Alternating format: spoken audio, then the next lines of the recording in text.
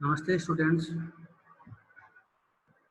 Today I am going to discuss about the topic contamination of food. Means various sources of microorganisms which are involved in the food spoilation. जो microbes होते हैं वो कहाँ कहाँ पे present रहते हैं जो माइक्रोब्स फूड को स्पॉइल करते हैं। तो इसमें हम बहुत सारे सोर्सेज के बारे में स्टडी करेंगे कि माइक्रोब्स को कहाँ कहाँ पे प्रेजेंट है और वो कैसे फूड की तरफ ट्रांसमिट होते हैं। तो इनमें जो सबसे पहला सोर्स है वो होते हैं ग्रीन प्लांट्स एंड फ्रूट्स। जैसे ग्रीन प्लांट्स होते हैं, उन प्लांट्स के अंदर जो माइक्रोब्स प्रेजेंट होते हैं वो माइक्रोब्स उनके साथ में रिलेशनशिप में रहते हैं। जैसे या तो वो उसकी लीफ की सरफेस पे रहते हैं या फिर उसकी रूट की सरफेस पे रहते हैं। लेकिन जब वो रहते हैं, जब उस पे सरफेस पे रहते हैं तो वो उसको हार्म नहीं करते हैं। लेकिन जैसे ही अगर प्लांट को हार्वेस्ट कर लिया जाता है या फ्रूट को हार्वेस्ट कर लेते हैं तो प्लांट को एक न्यूट्रिएंट सोर्स नहीं मिल पाता है, जिससे वो धीरे धीरे डिप्लीट होने लग जाता है। और जब वो डिप्लीट होता है तो जो माइक्रोब्स होते हैं उससे अपना न्यूट्रिएंट्स लेते रहते हैं और उसका स्पॉइलेज कर देते हैं। तो पहला सोर्स है ग्रीन प्लांट्स, जो माइक्रोब्स का बहुत इम्पोर्टेंट सोर्स है।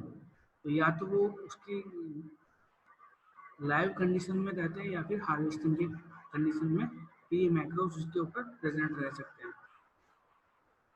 दूसरा होता है एनिमल्स। तो बहुत सारे एनिमल्स होते हैं जिनकी सरफेस के ऊपर, जिनकी बॉडी की जो सरफेस है उनके ऊपर माइक्रोब्स प्रेजेंट रहते हैं। स्किन की जो सरफेस होती है या फिर उनकी जो टेल होती है वहाँ पर माइक्रोब्स प्रेजेंट रहते हैं। ये माइक्रोब्स उसकी लाइफ टाइम तक भी प्रेजेंट रह सकते हैं। और जब उनको ह्यूमन स्लॉटर हाउस में लेके जाते हैं तभी माइक्रोब्स उनके जो स्लॉटरिंग के टाइम भी प्रेजेंट रहते हैं। और जब फीड होता है, जब ह्यूमन इनको अपने फूड के लिए इंजेस्ट करता है, तब ये माइक्रोब्स ह्यूमन की तरफ मूव कर जाते हैं, ह्यूमन को ट्रांसमिट हो जाते हैं।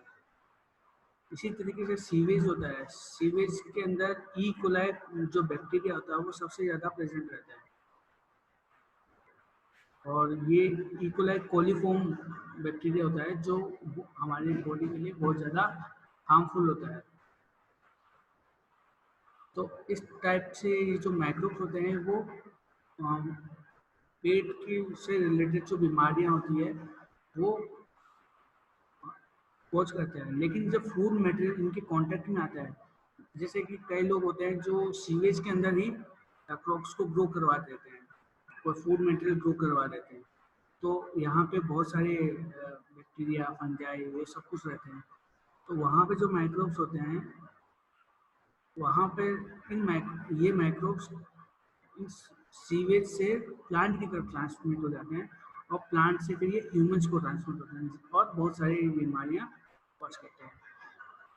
अब इसी तरीके से सॉइल भी होती है, सॉइल भी कंटामिनेट हो जाती है माइक्रोब्स सॉइल को भी कंटामिनेट कर देते हैं। और जब सॉइल कंटामिनेट हो जाती है तो वो फूड मटेरियल में भी ये ट्रांसमिट हो जाती है और ह्यूमन में भी ट्रांसमिट हो जाती है फूड से, और बहुत सारी बीमारियाँ कॉज करती है।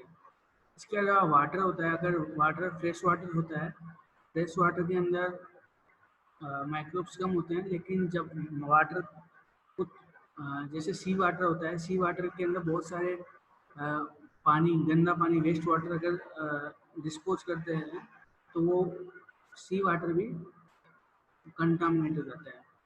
और जब उसके अंदर कोई भी माइक्रोब्स होते हैं वो फूड मटेरियल की तरफ ट्रांसमिट होते हैं और वहाँ से ट्रांसमिट होकर ह्यूमन की तरफ ट्रांसमिट होते हैं। मोस्टली इसके अंदर जो फिशेज होती है, फिशेज, क्योंकि सी वाटर के अंदर फिशेज होती है और जब वो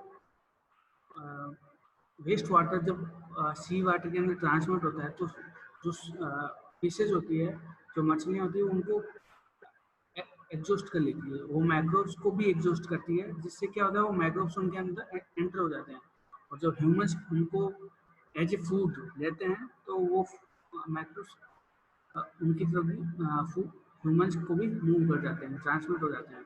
इसके अलावा जब फिशेस को सी से बाहर निकालते हैं, जब बाहर निकालते हैं तब ऐसी कंडीशन में बहुत ज़्यादा स्पॉइलेज कोज करते हैं। बिफोर यूजिंग वो जो फिशेज होती है वो स्पॉइल हो जाती है, सड़ जाती है। इसके अलावा जो सबसे बड़ा सोर्सेज है वो होता है airborne fungi, airborne microbes, airborne bacteria.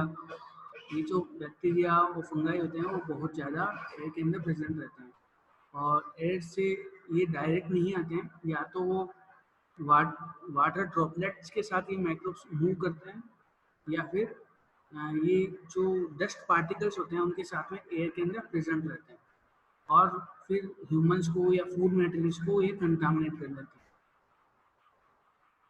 इसके साथ साथ कुछ अदर सोर्सेज के साथ में भी ये वायरस या बैक्टीरिया एयर के अंदर ट्रांसमिट हो सकते हैं।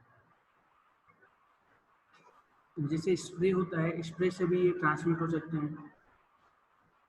तो ये मोड होता है, काफ़ी सारे मोड्स होते हैं by which these microbes can be transmitted to air, and from air they are transmitted to the food material. Last है ड्यूरिंग हैंडलिंग एंड प्रोसेसिंग। जब हैंडलिंग होती है, जब फूड मटेरियल की, तब उसके अंदर अनहाइजीनिक कंडीशंस होती है। उन अनहाइजीनिक कंडीशंस के अंदर जब माइक्रोब्स होते हैं वो बहुत ज़्यादा ग्रो कर जाते हैं। जैसे कोई फूड मटेरियल है, जैसे फिशेज होती है, फिशेज को अगर टाइम पर अगर प्रिजर्व नहीं किया जाता है तो माइक्रोब्स उन पर अटैक कर देते हैं, और अटैक के बाद में वो जो फिशेज होती है वो स्पॉइल हो जाती है, उनके अंदर माइक्रोबियल कंटामिनेशन होता है और वो बहुत जल्दी सड़ जाती है। उसी तरीके से अगर जो होटल्स होते हैं, होटल्स में जो भी फूड मटेरियल जो बनते हैं, अगर उनको प्रिजर्व करके नहीं रखते हैं या फिर कवर करके नहीं रखते हैं, तो जो एल्गी होती है सेक्रोमाइसिस सर्विसी, वो उनको डाइजेस्ट कर देती है और उनको एक्स्ट्रा डाइजेशन हो जाता है, जिससे वो भी कंटामिनेट होकर वो भी स्पॉइल हो जाती है। तो ये कुछ मोड्स हैं जिनको हम अपने कुछ लेक्चर्स में हम डिस्कस करेंगे। जैसे फूड का, एयर का, सॉइल का, अलग अलग लेक्चर्स में we will going to discuss in all things in separate videos. So our video is over here. Next video we will discuss another video. Thank you very much.